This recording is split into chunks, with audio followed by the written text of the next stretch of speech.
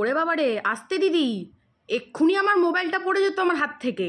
বাপরে বাপ, এমন করে তারপরটা কি বললো বুঝলাম না। ঠিক আছে, জানি না ওটা কি বলতে চাইলে, কিন্তু আমার ঠিক মাথায় প্রসেসিংটা করলো না, মানে ব্রেন ইজ নট ব্রেনিং এনিমোর, মানে আচানক সে হামলা হুয়া না, এই জন্যে আর কি। সবই তো বুঝলাম দিদি, কিন্তু তুমি এরকম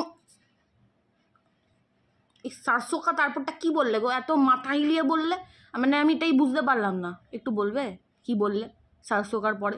যদি তোমরা একটুখানি জেনে থাকো একটু বলো না গো, কি বললো দিদিটা?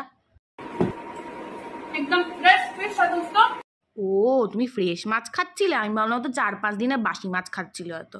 না না না না, আমি অন্য কিছুই ভেবে নিয়েছিলাম।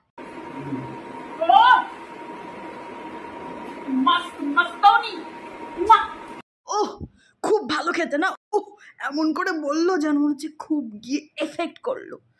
কিন্তু সবই তো বুঝলাম দিদি, কিন্তু এই মাস্তনিটা যেটা বললে ওটা কি গো? মানে আমি না এখনো পর্যন্ত মাথায় প্রসেসিংটা করলো না যে তুমি লাস্টেরটা কি বললে। ফার্স্টেরটা তো সারসোকা, তারপরটা বুঝতে পারলাম না, তারপরে গিয়ে বুঝতে পারলাম যে তুমি মাছ খাচ্ছ ওটা। তারপরে এখন আবার প্রসেসিং করছে না যে তুমি মাস্তনিটা মানে কোন দেশের ভাষা বুঝতে পারলাম না, একটু শেখাবা?